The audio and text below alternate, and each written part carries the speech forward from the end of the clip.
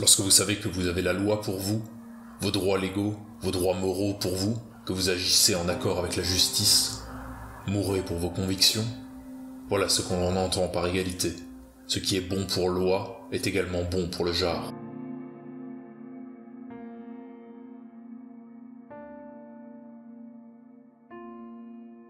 Je suis non-violent à l'égard de ceux qui pratiquent la non-violence à mon égard.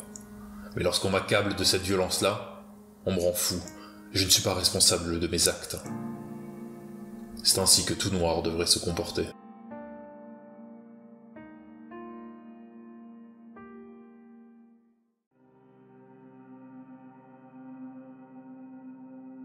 Que l'on soit chrétien, musulman, nationaliste, agnostique, athée, il nous faut d'abord apprendre à oublier nos différences.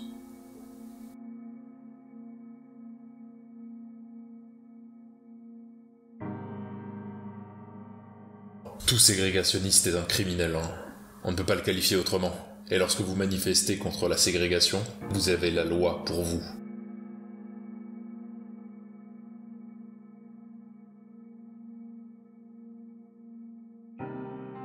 Lorsque vous revendiquez ce qui vous appartient, quiconque vous dénie le droit d'en jouir est un criminel. Comprenez-moi bien, lorsque vous réclamez ce qui est à vous, vous êtes légalement en droit d'en revendiquer la possession. Quiconque tente, de quelque façon que ce soit, de vous dépouiller de ce qui vous appartient, enfreint la loi et commet par conséquent un délit.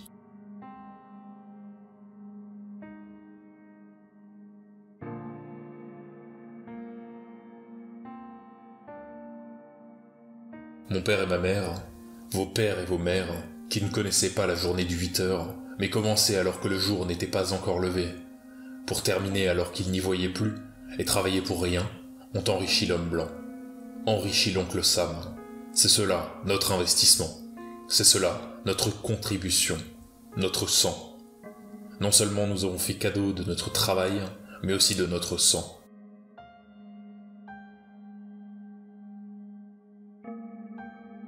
On ne peut gagner sa liberté qu'en montrant à l'ennemi que l'on est prêt à tout pour l'obtenir.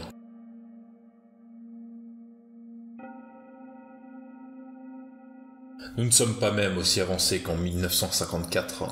Nous sommes en recul par rapport à 1954. La ségrégation plus considérable aujourd'hui qu'en 1954. Il y a davantage d'animosité raciale, davantage de haine raciale, davantage de violence raciale aujourd'hui en 1964 qu'en 1954. Où est le progrès ?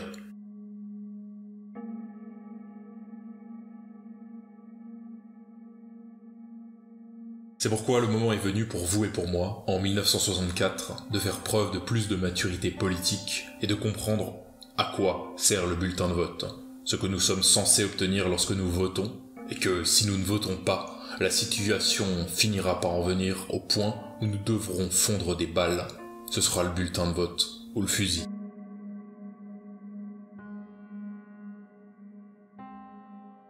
Le mal le plus pernicieux, le plus nocif sur cette terre est le racisme.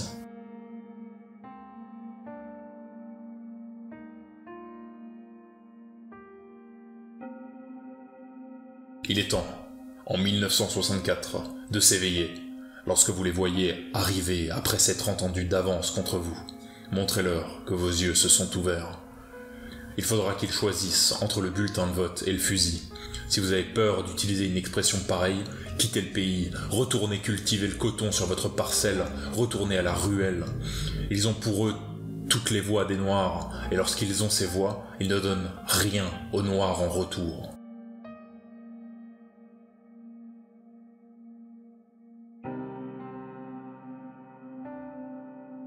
Le Texas est un État où règne la loi de Lynch. On y respire exactement le même air que dans le Mississippi. La seule différence, c'est que dans le Texas, on vous lynche avec l'accent du Texas. Dans le Mississippi, on vous lynche avec l'accent du Mississippi.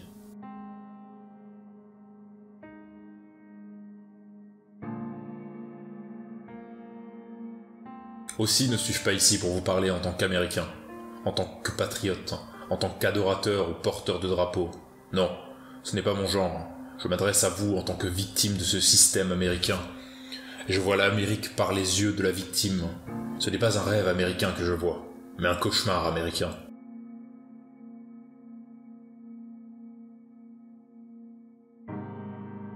Non, je ne suis pas américain.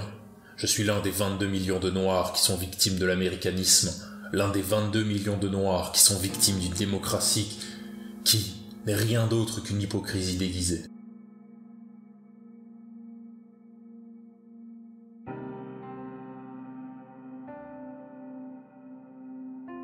Le prix pour faire que les autres respectent vos droits humains est la mort.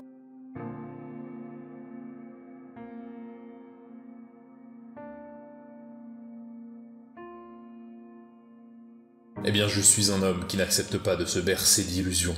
Je n'irai pas m'asseoir à votre table pour vous regarder manger, sans rien dans mon assiette, et déclarer que je dîne.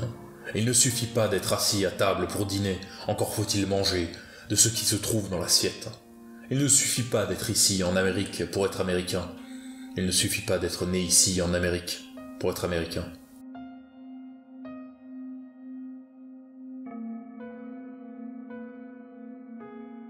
Je ne suis pas politicien, ni même spécialisé en sciences politiques. À vrai dire, je ne suis pas spécialisé dans l'étude de grand-chose.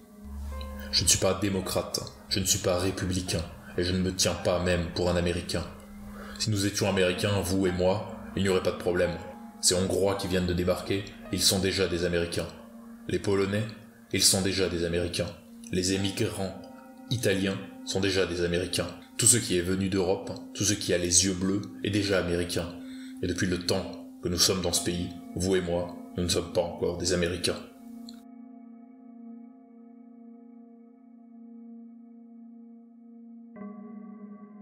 Si nous ne faisons pas quelque chose très bien, je pense que vous admettrez que nous allons être contraints de recourir soit au bulletin de vote, soit au fusil. En 1964, ce sera soit l'un, soit l'autre. Ce n'est pas que le temps passe, c'est que le temps a passé.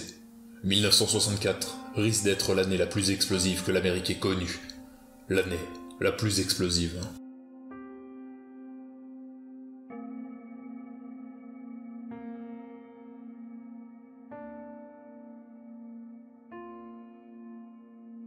Paix et liberté ne peuvent être séparées, car personne ne peut être en paix tant qu'il n'est pas libre.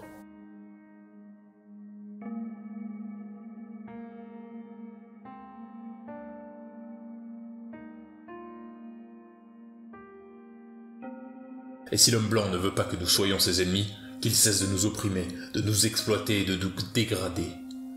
Que nous soyons chrétiens, musulmans, nationalistes, agnostiques ou athées, nous devons d'abord apprendre à oublier ce qui nous sépare. Si nous avons des divergences, discutons-les en privé, mais lorsque nous descendons dans la rue, qu'il n'y ait pas de sujet de controverse entre nous, tant que nous n'aurons pas fini de discuter avec cet homme.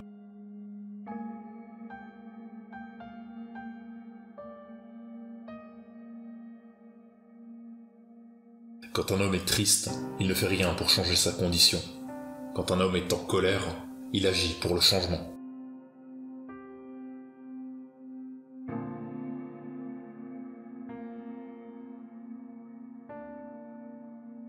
Que vous ayez fréquenté l'école ou que vous soyez analphabète, que vous viviez sur le boulevard ou sur la ruelle, vous prendrez des coups, tout comme moi. Nous sommes tous dans le même bateau, et nous allons tous recevoir les mêmes coups du même homme. Il se trouve précisément que cet homme est blanc. Tous, nous avons subi dans ce pays l'oppression politique imposée par l'homme blanc, l'exploitation économique imposée par l'homme blanc, et la dégradation sociale imposée par l'homme blanc.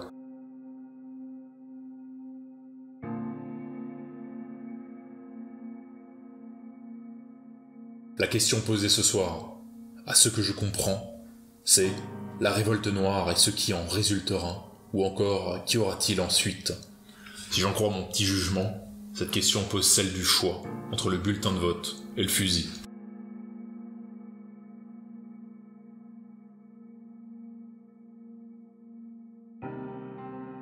Il faut reconnaître tout être humain, sans chercher à savoir s'il est blanc, noir, basané ou rouge. Lorsqu'on envisage l'humanité comme une seule famille, il ne peut être question d'intégration ni de mariage interracial.